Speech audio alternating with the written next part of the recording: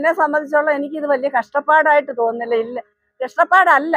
നമ്മളൊരു തൊഴിലിന്റെ മാന്യത എന്ന് പറയുമ്പോൾ അതിൻ്റെതായ ഒരു ഇതാണല്ലോ. ഞാൻ ജോലി ചെയ്ത് കൈ നിറച്ചുന്ന ശമ്പളം എൻ്റെ കൈ, ആണുങ്ങൾക്ക് കിട്ടുന്ന ശമ്പളം എനിക്ക് കിട്ടും. എൻ്റെ മുതലാളിയുടെ കൂടെ ഞാൻ വന്നിട്ട് 26 വർഷം കഴിഞ്ഞ് 27 വർഷമായി തടിപ്പടിയിലായി. പിന്നെ ഇവിടെ വന്ന് പണി എൻ്റെ വല്യച്ഛൻ എന്നെ പണി പഠിപ്പിച്ചത്.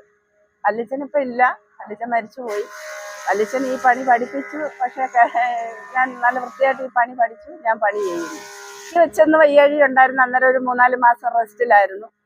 അത് കഴിഞ്ഞിട്ട് പിന്നെ വീണ്ടും പണി തന്നെ ഇറങ്ങി. അത് വേറെ വിഷയം, അങ്ങനെയുള്ള വിഷയങ്ങളൊന്നും വരുന്നില്ല. നമ്മളെന്നും പണിയുന്നുണ്ടായിരിക്കാം, വിഷയമായിട്ടൊന്നും വരുന്നില്ല. ഇപ്പം പിന്നെ ഈ പൊടിയുടെ ഒരു ചെറിയ അലർജിയുടെ പ്രശ്നമുണ്ട്. അല്ലാതെ എന്നെ സംബന്ധിച്ചോളം എനിക്ക് വേറൊരു പ്രശ്നം. പിന്നെ സ്ത്രീകളൊന്നും ഈ രംഗത്തോട്ട് പണിയാൻ വരുന്നില്ല. എന്നാൽ ആണുങ്ങളൊപ്പം ശമ്പളം വാങ്ങിക്കുന്ന ഒരു തൊഴിലാണ്.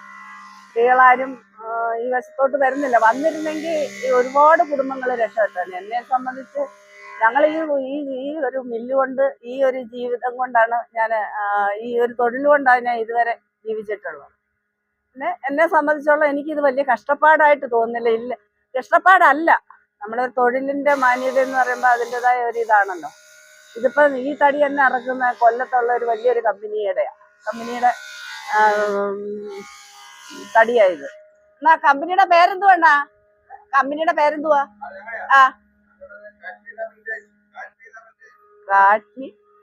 ആ കമ്പനിയുടെ തടിയായത്. അപ്പൊ നമ്മള് വൃത്തിയായിട്ട് തന്നെ അറുത്തോണ്ടിരിക്കുക. സ്ഥിരമായിട്ട് പല കമ്പനിക്കാരുടെ തടിയും നമ്മൾ അറുത്തോണ്ട് ഇരിക്കുന്ന ഒരു ഇതാണ്. പിന്നെ സംബന്ധിച്ചോളം കോവിഡ് വന്ന് ഇങ്ങോട്ട് വന്നതിന് ശേഷം പണിയൊക്കെ പൊതുവെ എല്ലാ മില്ലിലും കുറവാ. ഒരുപാട് മില്ലുകൾ പൂട്ടിക്കെട്ടുന്നുണ്ട്. സർക്കാർ ഇതിനെപ്പറ്റി അന്വേഷിക്കുകയോ തിരിയോ അല്ല അതിന് എന്ത് വേണമെന്നുള്ളത് ഒന്നും സർക്കാർ ചിന്തിക്കുന്നത് പോലുമില്ല. പിന്നെ പല പ്രാവശ്യം ഞങ്ങൾ ഇതിനെപ്പറ്റി സമരങ്ങൾ നടത്തിയിട്ടുണ്ട്. ഈ സാമൽ തൊഴിലാളിയുടെ തന്നെ ഒരു യൂണിയൻ എനിക്കുണ്ട്, സാമൽ തൊഴിലാളിയുടെ.